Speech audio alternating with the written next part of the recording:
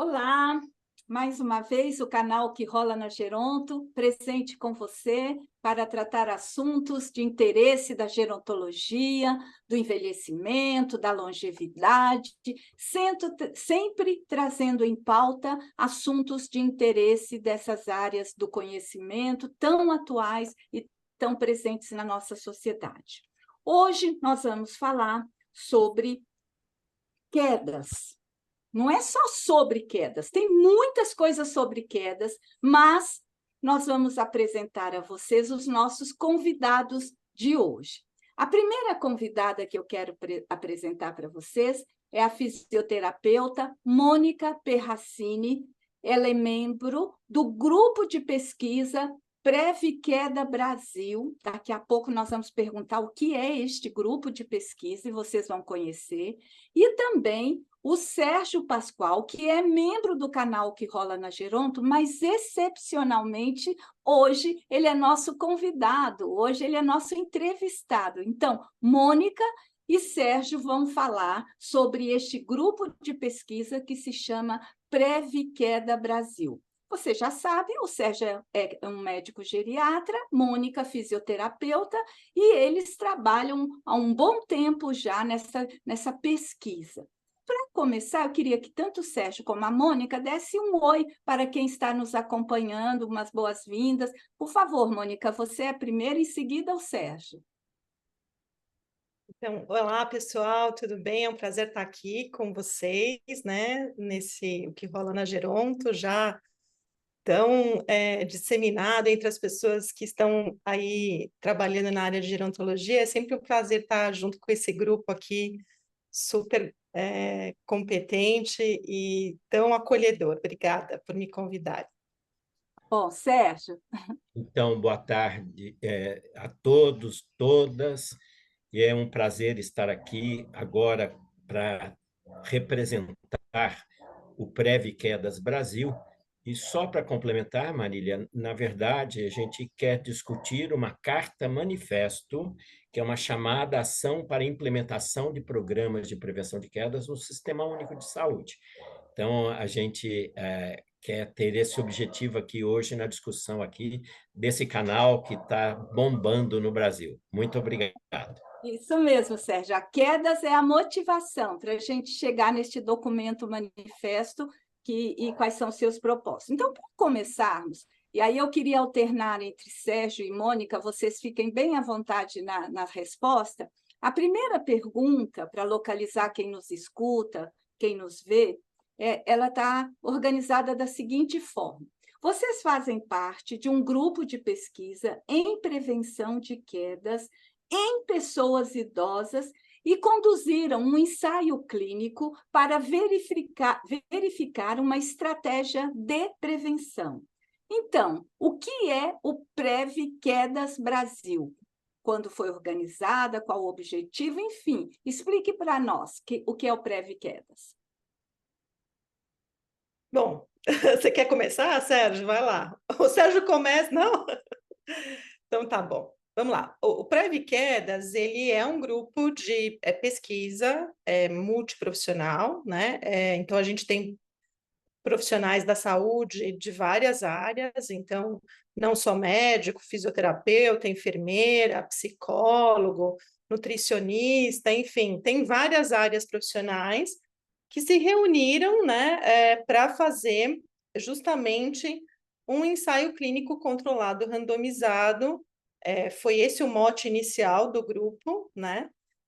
Para identificar a efetividade de um programa de prevenção de quedas no Brasil. Os programas de prevenção de quedas já foram praticamente testados em vários países, muito menos nos países, né, da América Latina, e em países de renda média e baixa, como é o caso do Brasil, né? Então, a maior parte dos estudos são estudos na Europa, nos Estados Unidos, na Austrália, no Canadá, e a gente achou que era a hora da gente fazer um ensaio clínico no Brasil. Aí assumimos esse desafio, que foi um desafio estrondoso, né, para nós, para poder testar essa efetividade de um programa.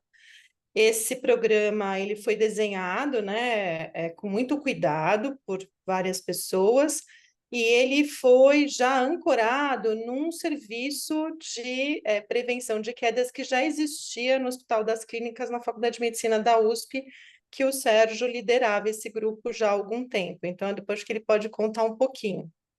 E a partir daí, quer dizer, a gente achou que mais do que simplesmente ter um serviço assistencial, que era a hora da gente contribuir, de fato, para resolver, né, os desafios de implementar programas de prevenção de quedas num contexto como era o do Brasil, que não tinha sido explorado até então. Então é isso, nós desenvolvemos esse ensaio clínico por 5 anos, quase 6, e agora estamos colhendo os frutos, né, dos resultados desse ensaio clínico, e é por conta disso que a gente está aqui para discutir um pouquinho os desafios agora. Bom, o que fazer com esses resultados e como é que a gente pode avançar no Brasil em relação à implementação de programas de prevenção de quedas? Olha, só para complementar, bem rápido, não é? Na verdade, esse programa de prevenção de quedas inicial no serviço de geriatria do Hospital das Clínicas, da Faculdade de Medicina da USP, surgiu após a primeira semana de prevenção de quedas, em 2008, que a gente fez lá na Unicid.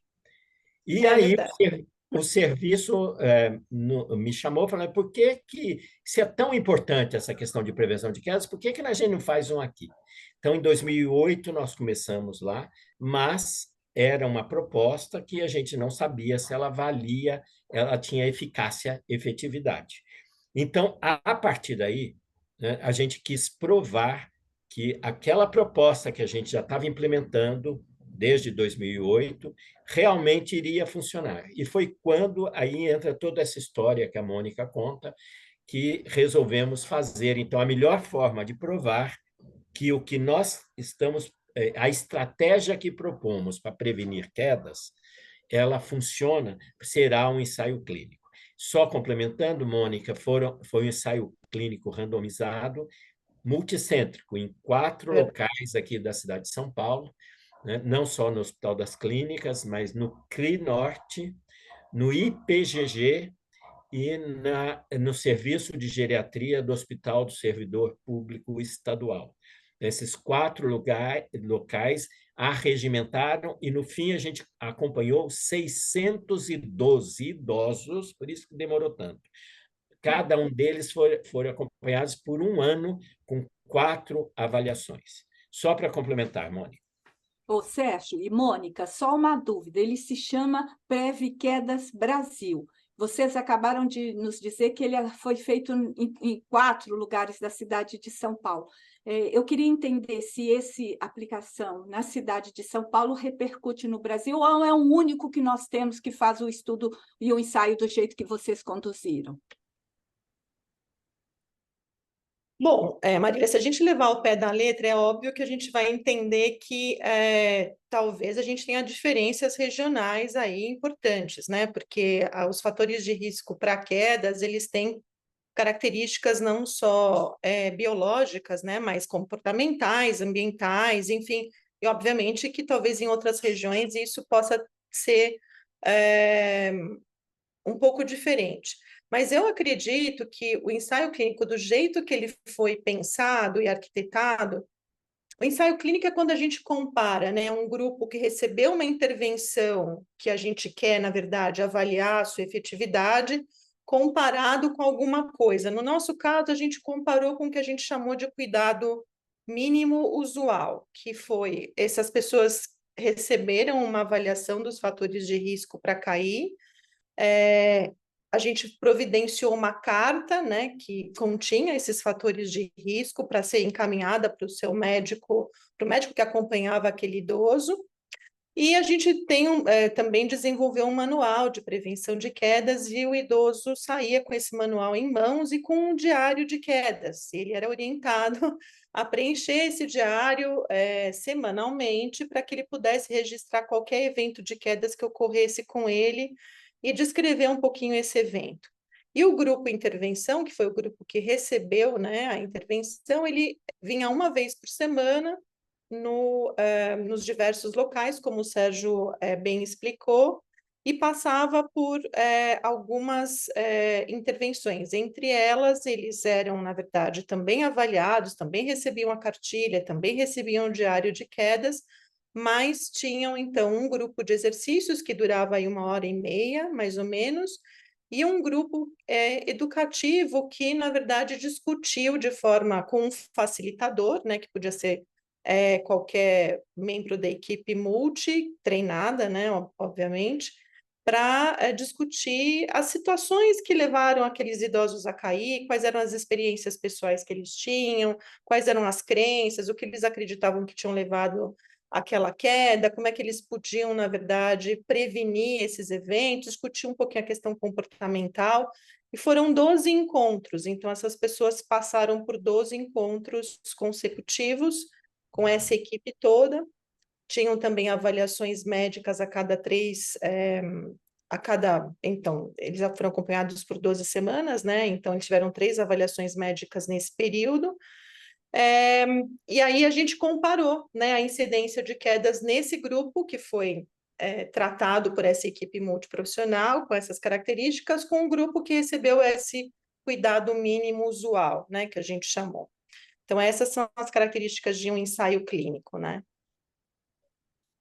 Não foi fácil acompanhar. Imaginem numa situação de Brasil, tá certo? Totalmente diferente de Canadá, Inglaterra, etc., em que as pessoas tinham de se mobilizar, né? Vir, aí tinha greve de ônibus, greve de metrô, etc., e vir para fazer a intervenção nos 4 locais, né? E isso seguindo por 3 meses. Cada idoso foi seguido por 3 meses na intervenção e depois avaliações de 6 meses e 1 ano também.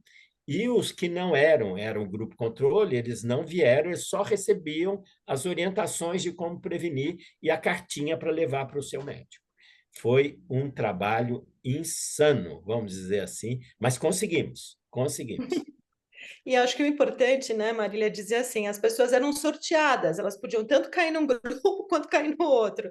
E o fato é como é que você convence uma pessoa que não caiu no grupo de intervenção, que essa é a expectativa que todo mundo tem, né, de receber alguma coisa naquele momento, que ela ia ser acompanhada, sim, por 1 ano, mas que ela só ia receber essa intervenção depois desse 1 ano, né? Porque todo mundo que não caiu no grupo de intervenção foi convidado depois, né, de terminados 12 meses, a participar das mesmas intervenções, do grupo de exercício, do grupo educativo e tal. Mas então, como o Sérgio falou, realmente é um grande desafio para nós, né, esse número, né, de mais de 600 participantes, realmente não foi fácil, por isso que ele foi diluído aí ao longo de 5 anos, né, porque além de tudo a gente precisava de 3 meses de intervenção, e o grupo tinha mais ou menos 8 a 10 participantes, a gente nunca colocou mais do que isso, porque era um número, vamos dizer assim, possível, né, para entregar um programa de exercícios com segurança e tudo mais, então também tinha essa questão. Olá, Sérgio, Mônica, hoje Sérgio, nosso convidado. Então, assim, Mônica, prazer estar aqui com você, te ver aí depois de tanto tempo, mesmo que seja virtual, né, a gente se encontrar. E queria dar os parabéns a vocês, né, por esse trabalho, é um trabalho muito importante, que a gente precisa bastante, e que tem dado tão certo, né? Então, assim, eu queria perguntar para vocês o seguinte: por que o Prev-Quedas Brasil propôs um painel de discussão com especialistas, né? Foi em junho de 2023, que era a Semana de Prevenção em Quedas, para discutir os desafios na implementação de prevenção de quedas em pessoas idosas. Então, por que a decisão disso? O que levou vocês a pensar nisso? Quer ir, Sérgio, nessa Não, primeiro? vamos fazer sempre você, depois eu. Tá bom, você que sabe. Então, eu acho que a gente, dentro do grupo, quer dizer, o ensaio clínico ele terminou, a gente está analisando os resultados e está escrevendo, né, os resultados, vamos dizer, científicos desse trabalho, com todas as nuances que ele tem. Mas a gente sentiu dentro do grupo de pesquisa uma necessidade muito grande da gente, primeiro, disseminar esses resultados, mas mais do que isso, sair um pouco só dessa questão da conscientização de que o problema está aí, batendo a nossa porta, que o Brasil está envelhecendo a passos rápidos, que as quedas tendem a aumentar significativamente. A gente queria sair desse discurso que a gente já sabe, né, e ele é alarmante mesmo, mas passar por uma coisa um pouco mais pragmática no sentido de, bom, tá, e o que que a gente faz, então, um Brasil com todas essas características, né, monumentais enfim, de tamanho, de população idosa, que será realmente em números absolutos bastante significativo, o que que a gente faz para implementar esses programas de prevenção de quedas no SUS? O que está faltando, né, para que a gente avance numa política pública que faça, de fato, a gente transformar um cenário que parece muito ruim, né? Ou seja, muitas pessoas idosas sofrendo quedas e parte delas, inclusive, batendo nas portas dos sistemas de saúde por conta de consequências dessas quedas, né? Como uma fratura, um traumatismo craniano ou até uma perda de funcionalidade progressiva por conta de um evento de quedas. O que que a gente faz com isso e como é que a gente parte para, vamos dizer assim, para a briga, né, Sérgio? Como é que a gente empurra os nossos gestores para que eles tomem as rédeas, né, dessa situação e, de fato, promovam mudanças, né? Porque senão aquela janela de oportunidade que a gente acha que tem ainda, né, de ter um certo tempo para programar uma política que faça sentido e tal, talvez a gente esteja, né, esse tempo já esteja se esgotando realmente, a gente sabe disso. Então, é mais do que urgente, né, que a gente possa, vamos dizer assim, proporcionar momentos de discussão e debate. Foi por isso que a gente resolveu fazer esse painel, né, para que a gente pudesse avançar. Eu acho que essa que era a angústia do nosso grupo, quer dizer, não ficar só no discurso científico ou no discurso alarmista de que as coisas vão só piorar, mas o que é que a gente pode fazer para mudar esse cenário, né? Exatamente, gente, porque, primeiro, a gente tinha já 612 pessoas que a gente seguiu por um ano e a gente fez uma proposta, né, que a gente está analisando. Veja, quando a gente olha o que tem de programa de prevenção de quedas no Brasil, tem. Veja, desde 2008, o Brasil inteiro comemora a Semana de Prevenção de Quedas, né? Mas o que é que se faz, na verdade? Qual é a efetividade disso na prática? Porque quando a gente olha os programas, a imensa maioria fica em cima da segurança ambiental. Ah, vão tirar o tapetinho, etc. e tal, mas esquece coisas super importantes que muitas vezes, ou a maioria dos fatores de risco para quedas, estão nas pessoas, ou por problemas de saúde, agravos de saúde, ou por comportamentos inadequados que fazem com que as pessoas caiam. E você pode ter um ambiente maravilhoso. Se eu tiver uma pessoa com fator de risco grave, por exemplo, uma pessoa com demência, uma pessoa com Parkinson, ela vai cair mesmo num ambiente super seguro. Então, o desafio não é simplesmente ficar a cada junho, ficar aí dizendo, precisamos prevenir quedas, cuidado, idoso, não vai cair, etc. Vamos fazer uns exercícios. Não.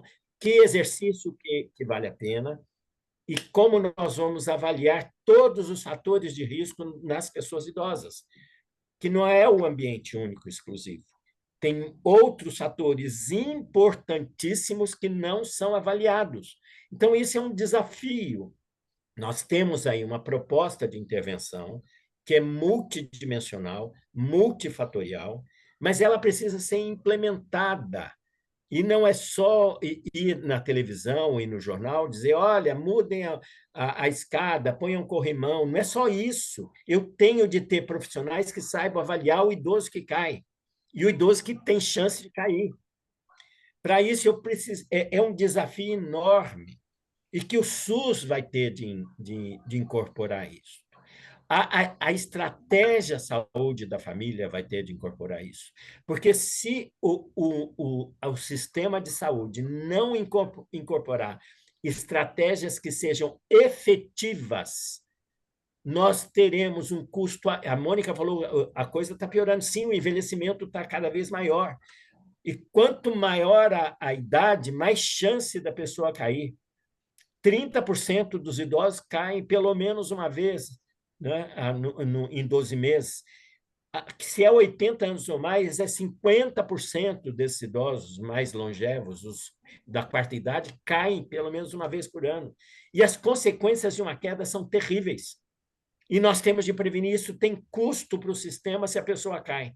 Então, o mais importante, esse é o grande desafio, é implementar programas de prevenção, mas que sejam efetivos, e que não sejam só propaganda, de ficar em cima da segurança ambiental. Não que não seja importante, importantíssimo, mas só isto não basta. E por isso a gente resolveu chamar o painel. Sérgio, então, você falou muito bem dessa questão, né? E disse, inclusive, você fala que não adianta trabalhar só a questão ambiental, né? Mas que precisa também pensar em comportamentos. Aí eu queria que você falasse um pouco mais sobre que comportamentos que a pessoa pode ter que leve ela a risco de queda. E por isso que, inclusive, no ensaio clínico, a gente tinha um grupo de discussão, um grupo educativo, porque, além de discutir os fatores de risco, a pessoa idosa deve entender que, por exemplo, se ele fica tomando determinadas medicações, essas medicações levam ao risco de queda. Né? Se ele tem determinadas doenças, por exemplo, visão, ele tem de estar com a visão boa, porque isso aumenta o risco de quedas. Mas não era só isso. As pessoas começam a discutir que elas fazem alguns comportamentos. Por exemplo, eu tenho aqui, eu guardei lá em cima, eu pego uma cadeira, subo na cadeira, vou pegar uma coisa que eu guardei lá em cima do armário e caio. Eu vou sair correndo para descer essa escada aqui, porque me chamaram lá embaixo. Esquece que... Né? E que vai descer, inclusive, com chinelo. Eu vou fazer algo ali na esquina e vou de qualquer jeito. Enfim, tem vários comportamentos de risco que, se não discutidos com as pessoas, elas vão ter chance de cair, mesmo se o ambiente for bom. Você está entendendo? Mesmo se o ambiente for excelente. Então, discutir os comportamentos, a ansiedade e depressão, por exemplo, aumenta esses comportamentos de risco. Então, as pessoas têm de entender que algumas coisas que elas fazem ajudam a cair. E se ela deixar de fazer ou fizer com segurança, ela vai ter menos chance de cair. Por isso que o processo educativo na intervenção é muito importante. Por isso que a intervenção é multidimensional e multifatorial. Quer dizer, nós temos de achar todos os fatores de risco que as pessoas têm para cair, inclusive qual comportamento de risco eles têm, e tentar mudar, né, a visão dessa pessoa do seu fator de risco e do seu comportamento de risco. Não sei se eu fui claro. Ô, Carlos, eu só queria complementar, acho que uma coisa que o Sérgio falou, eu acho que tem uma questão muito importante que a gente observou nesses idosos que nós acompanhamos, né, mais de perto. Uma das coisas cruciais é o próprio idoso entender o seu próprio corpo, né, e o seu próprio risco de cair. Quer dizer, o quanto que aquela atividade que eu quero fazer e que está dentro da minha rotina é possível fazer com esse corpo que talvez não tenha mais o mesmo equilíbrio, que não enxergue tão bem, que tenha dificuldades, né, uma dor no joelho, e que tenha dificuldades de mobilidade, que a atenção já não está mais tão boa. Quer dizer, a pessoa precisa se reconhecer, né, e reconhecer o seu próprio risco de cair, para que ela possa...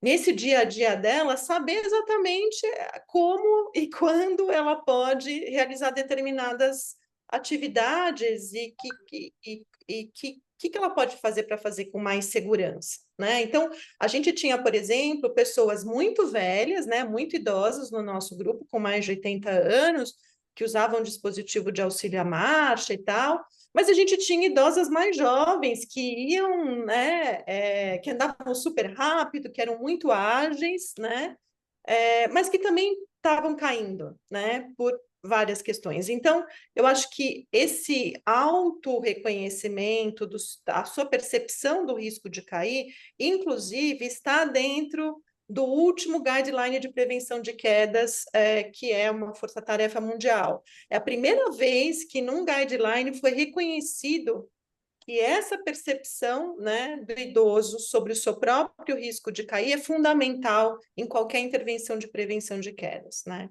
E a gente Uma viu... coisinha antes de continuar. Desculpa, Mônica.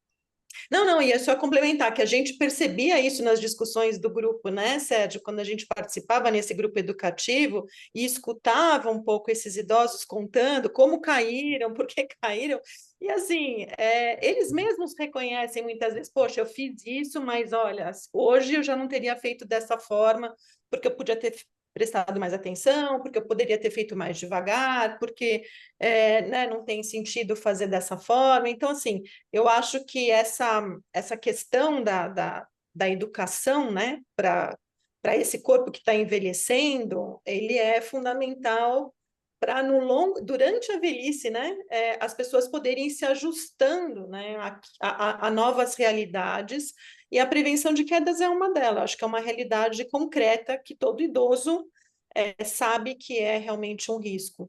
E não só aqueles muito velhos e frágeis, mas também os mais ativos, né?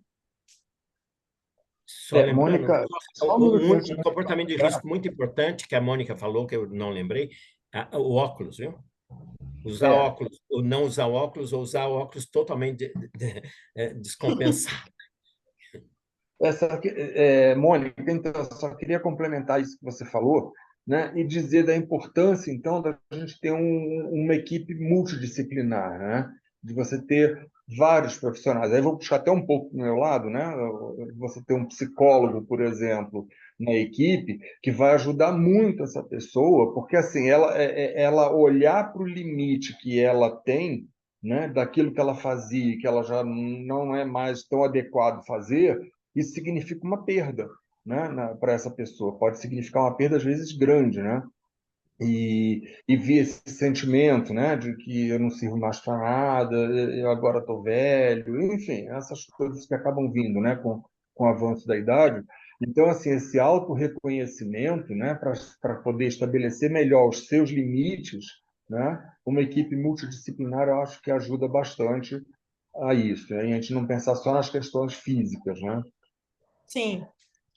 Eu acho fundamental, viu, Carlos, essa questão, né? Porque, por isso que a gente fala que queda não é uma questão só biológica, é uma questão multifatorial, tem questões ambientais, sociais, né? Os cuidadores podem influenciar muito, tanto na proteção dos idosos para o risco de cair, quanto para, né, serem aquelas pessoas que, ao invés de estimular o idoso a fazer algumas coisas com segurança, querem que eles fiquem sentados, porque aí eles não correm o risco de cair, né? Então, quer dizer, não é uma coisa fácil. Por isso que a gente fala que a queda, muitas vezes, ela é realmente a expressão de uma complexidade enorme, né? Então, a gente considera a queda um evento sentinela dentro da geriatria e da gerontologia, não é à toa, porque ela realmente pode expor não só uma fragilidade física e biológica, mas trazer várias outras coisas, entre elas isso que você disse, né? Uma dificuldade de lidar com limitações, com se auto-reconhecer, né, que precisa fazer as coisas com mais cuidado, mais atenção, mais devagar, etc. Então, tem uma série de nuances, né? Por isso que é tão complexo mesmo você fazer, né, prevenção de quedas, e é por isso que a gente precisa de uma equipe preparada, treinada e capacitada para poder implementar um programa como esse, né?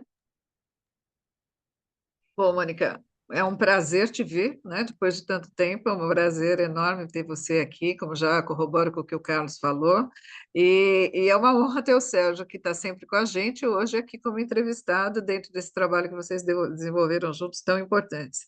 É muito verdade tudo isso que vocês estão falando, eu tenho vivenciado isso mais recentemente, eu estou lá no Hospital Universitário desde abril, né? E eu tenho vi todos os dias a gente discute de manhã a entrada no pronto-socorro. Eu tenho dois grandes grupos: os motoboys que se estouram na rua e os idosos que caem e se fraturam. Então, o quanto isso, eu vivencio isso todos os dias, do quanto isso vai impactar na vida das pessoas e, de repente, o quanto isso poderia ter sido evitado, como é importante lidar com isso. Para a gente que está na área, a gente sempre ouve falar da questão das quedas, e por mais que a gente faça, por mais que a gente trabalhe, a gente tem que fazer alguma coisa diferente, que eu acho que é esse caminho que vocês buscaram, porque isso continua acontecendo. Então, as pessoas precisam estar mesmo cientes das consequências disso. Aí, assim, super lindo, parabéns pelo trabalho de vocês. E aqui, para a gente caminhar um pouquinho, vocês resolveram fazer uma carta manifesto, não é isso? Então, acho que, assim, para quem nos escuta, acho que primeiro é importante entender o que é uma carta manifesto e que vocês deram a essa carta o nome de Chamada à Ação para a Implementação de um Programa de Prevenção de Quedas no SUS. Então, fala um pouquinho para a gente, ambos, né, Sérgio e Mônica, contem um pouquinho para a gente o porquê da Carta Manifesto e onde vocês querem chegar com isso. Bom, eu vou começar, Sérgio, aí você me complementa aí, né? A gente, na verdade, queria realmente empreender uma certa ação, porque a gente acha que tem um imobilismo por parte dos nossos gestores, né? De saúde, porque é o que você falou, se reconhece o problema está batendo na porta, né? Então você tem idosos sendo parando aí nos setores de emergência, no pronto-socorro, por questões, às vezes não precisa nem ter uma fratura, mas tem um corte, tem um hematoma, tem um trauma craniano que precisa de exames de imagem. Você tem pessoas que já fraturam e já vão direto para o hospital, precisam fazer uma cirurgia. Enfim, a gente já sabe, né? A gente está com essa questão muito emergencial de sair para ação mesmo.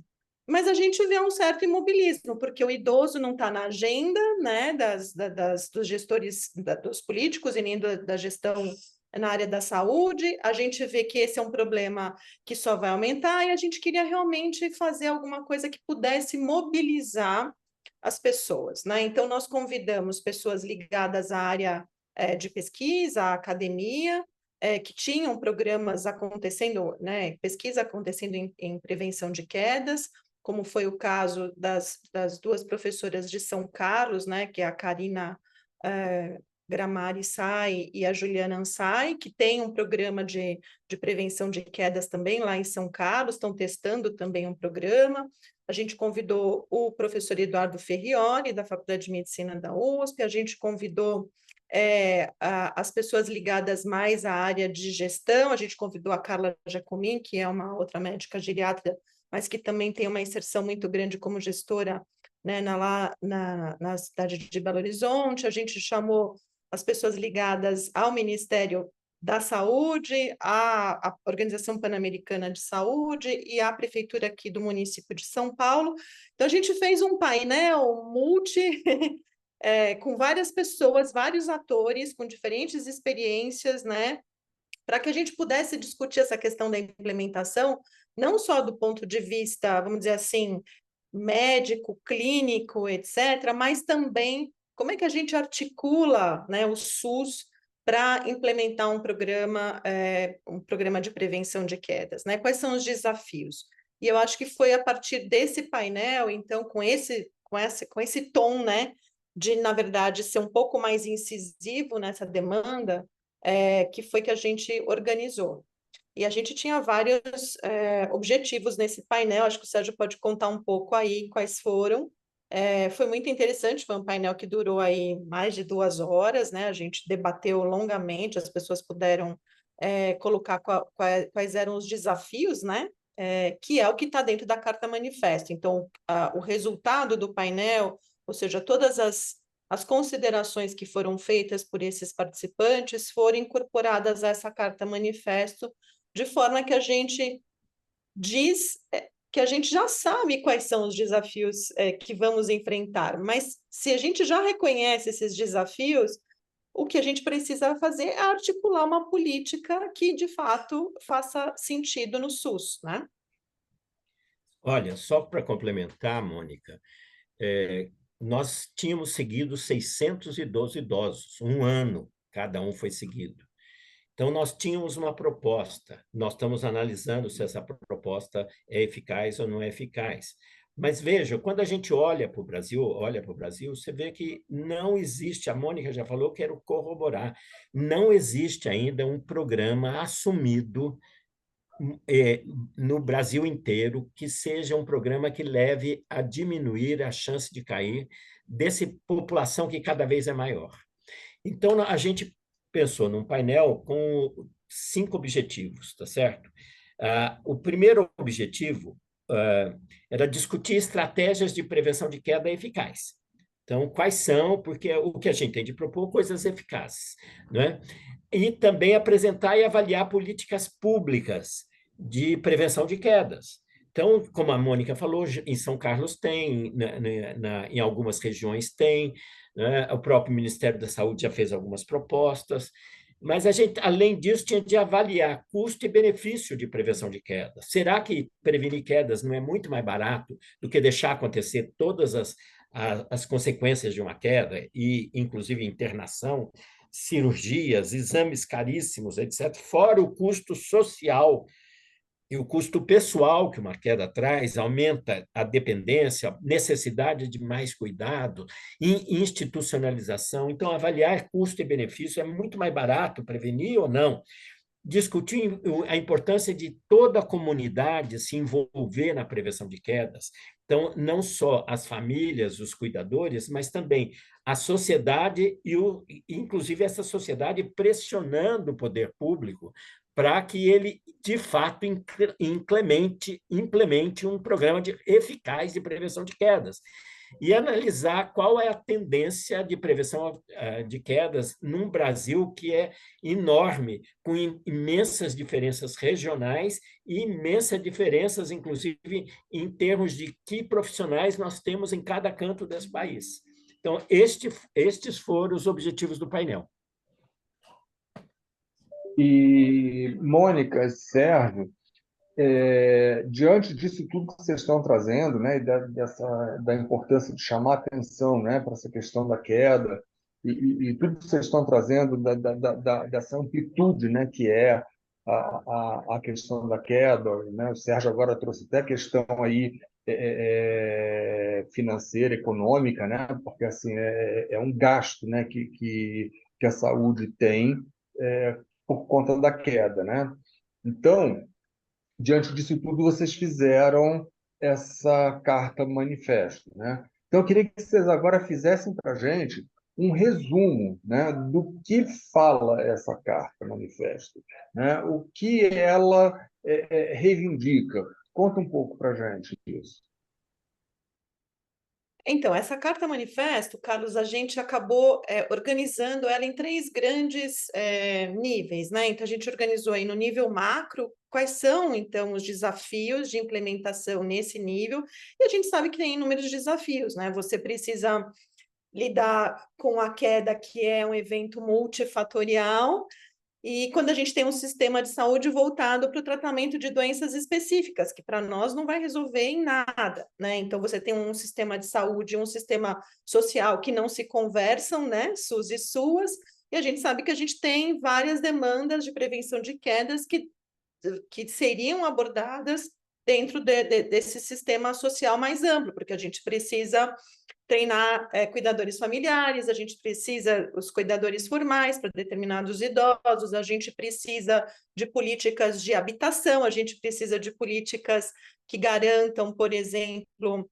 dispositivos assistivos para as pessoas que precisam, a gente precisa garantir que as pessoas tenham óculos, né, para que elas possam enxergar bem, enfim, a gente tem que ter uma articulação intersetorial, a gente precisa de um setor de transporte que funcione, que proteja o idoso e não coloque ele em risco, ou seja, a queda ela é um evento realmente multifatorial e que demanda, né, um sistema macro que seja intersetorial, integrado, não fragmentado, e que possa lidar com essas diferenças que o Sérgio acabou de falar, não só diferenças locais, regionais, mas que possam também articular e capacitar profissionais para que possam dar conta dessa demanda, né?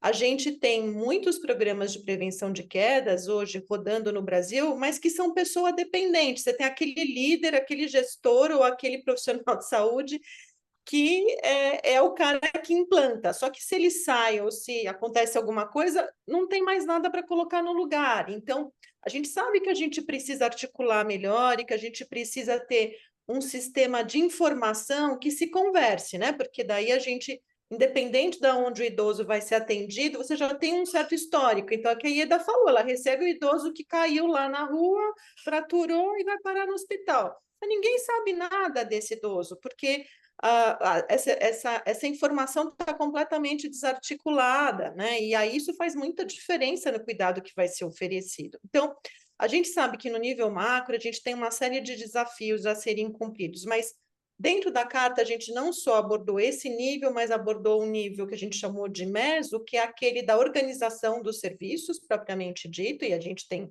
outros inúmeros desafios aí, né? Qual é a melhor porta de entrada? É na atenção básica? Como é que a atenção básica vai avaliar esse idoso, né? Vai rastrear esses idosos em risco de cair, vai identificar as intervenções para aquele idoso especificamente, né? Então, quais são os fatores de risco individuais que são potencialmente modificáveis? E se ele não tem capacidade de intervir naquele nível, para onde que ele tem que fazer o referenciamento desse idoso, né? É para uma reabilitação, por exemplo, aonde dentro do nosso, né, da organização dos serviços a gente consegue ter esse tipo de intervenção. Bom, Mônica, e tantas Mônica, outras. Acho deixa que eu o Sérgio só podia complementar. complementa isso. Eu queria complementar, porque, vejam, essas diferenças regionais são importantíssimas de serem pensadas e precisa realmente ter, nesse nível macro, alguém que dê as diretrizes gerais e que entenda as diferenças regionais. Por exemplo, como é que eu vou avaliar todos os fatores que os idosos trazem, ou que cada idoso traz, para que faça com que ele caia mais? Isso pode ser diferente em cada região e quem vai fazer isso? Então, tem de ter, nesse nível macro, uma responsabilidade de dizer, olha, em tal local nós vamos ter fulanos e fulanas, uma equipe, né, regional, etc., que vai fazer a avaliação dos fatores de risco. E como isso se articula com os diferentes locais onde os idosos entram tendo caído.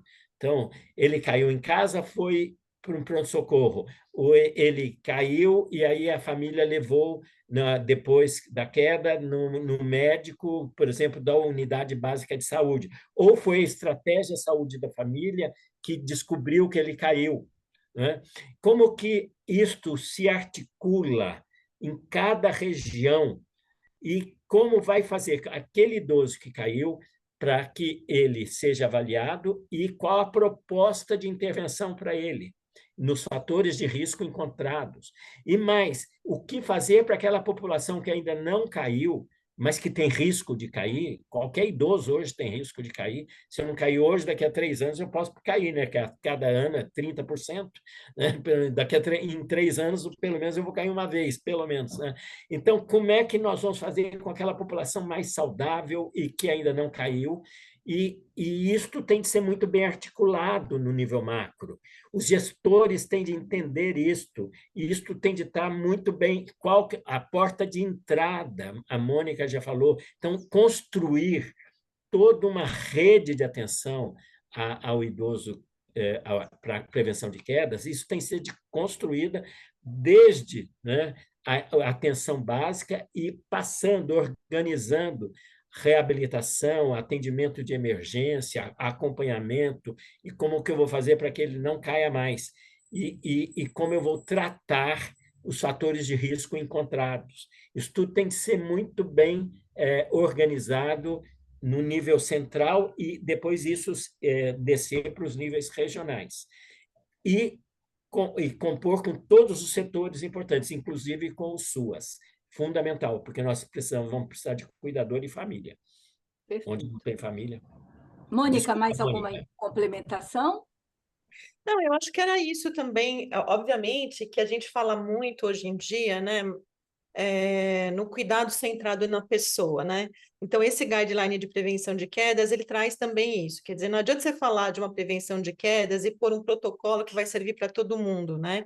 Então, e uma coisa acho que importante, que a gente também aprendeu no nosso ensaio clínico, é se esse idoso não participar desse plano de cuidados, que é aquilo que serve para ele, para a família dele, no local onde ele vive, a gente vai estar falando coisas ao vento, né, Marília? E eu acho que a gente ainda está bastante distante, né, no meu entendimento, da gente colocar realmente em prática esse cuidado centrado na pessoa, né? Por N questões, você tem barreiras de tempo dos profissionais de saúde, você tem barreiras de responsabilização, né? Quem é que realmente vai coordenar esse cuidado e com que ferramentas, né? Então, acho que a gente ainda tem, e na prevenção de quedas, eu acho que isso é fundamental, porque se você fizer um protocolo que sirva para qualquer idoso, né, de forma assim universal, a gente sabe que isso vai ser pouco efetivo, né, e torna mais complexo, né? Essa implementação ela não é fácil, por isso que precisa a gente cutucar os nossos gestores, né? Eu acho que talvez venha aí a sua próxima pergunta, qual é a proposta desse painel, né? Da onde que esse painel acabou? Porque a gente não está trazendo nenhuma solução mágica, a gente está apontando algumas dificuldades e barreiras que são reconhecidas, não só por nós que passamos por esse programa, mas também são coisas já divulgadas, né, cientificamente, internacionalmente, a gente já conhece quais são essas barreiras, mas a gente precisa avançar, né? E aí, o resultado desse painel foi essa carta manifesto, que traz essas considerações, mas faz uma proposta, né? Exatamente. Olha, nós estamos aqui com o Sérgio Pascoal e com a Mônica Perracini, que estamos discutindo sobre essa questão de quedas, um evento extremamente importante quando se fala em saúde. Adorei agora, falando o Sérgio falou da assistência social, que tem uma importância também super grande, não é? No acompanhamento. E toda essa conversa começou, não é, há muitos anos atrás, por um grupo de profissionais, só estou tentando fazer uma síntese, começou com um ensaio clínico, 612 pessoas, não é?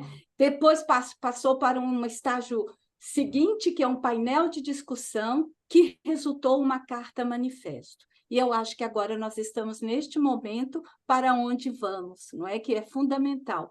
E aí a minha pergunta vem assim: o grande propósito dessa carta manifesto é pressionar, mover o Ministério da Saúde para a construção de um grupo de trabalho para definir que diretrizes serão tomadas no SUS para contemplar essa necessidade. Então, eu queria, assim, uma pergunta que contempla uma segunda, né? Por que propor este grupo de trabalho? Se vocês apostam nisso, quais são as estratégias de mobilização? Nós estamos chegando ao final do ano, onde que parece que a gente fecha o expediente, volta no ano que vem, e todo esse esforço pode ficar arquivado, não chegar onde precisa, e a gente precisa de uma articulação política, a gente precisa de uma articulação técnica, científica, ou seja, precisa andar este assunto, e eu considero de extrema relevância, né?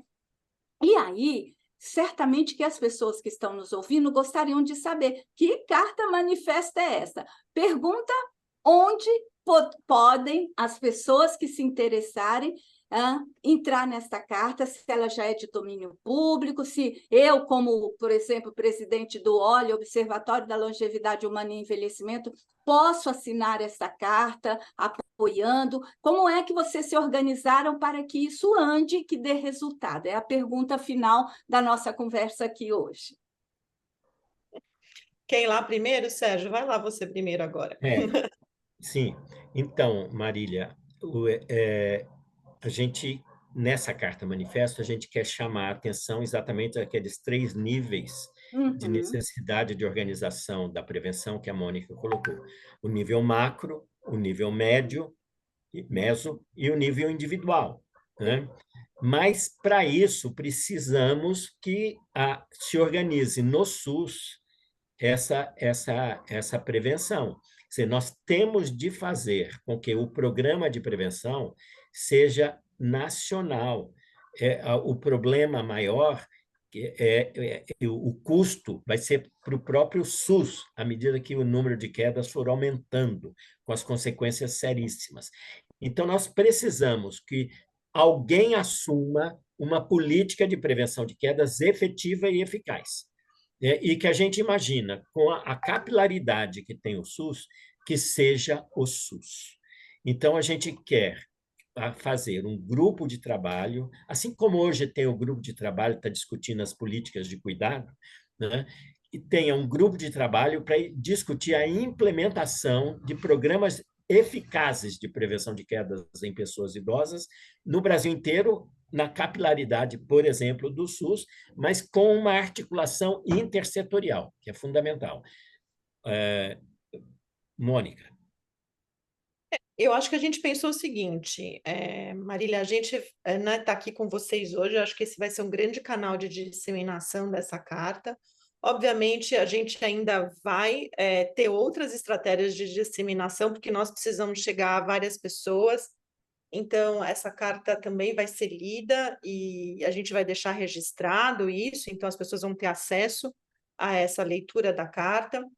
Mas a gente precisa avançar um pouco mais além disso, né? A gente precisa, de fato, talvez começando ainda esse ano e avançando no ano que vem, certamente, mas esse ano a gente ainda gostaria de fazer um evento político daí, né? Não só de esclarecimento, mas também um evento político que a gente possa chamar vários atores, né? Pessoas da sociedade civil organizada, né? Os conselhos, para que a gente possa pressionar e para que essas pessoas, primeiro, se inteirem, né, tomem conhecimento dessa carta e para que a gente possa, então, que as pessoas, outros parceiros possam assinar essa carta certamente, para que a gente possa dar volume, né, e com isso pressionar.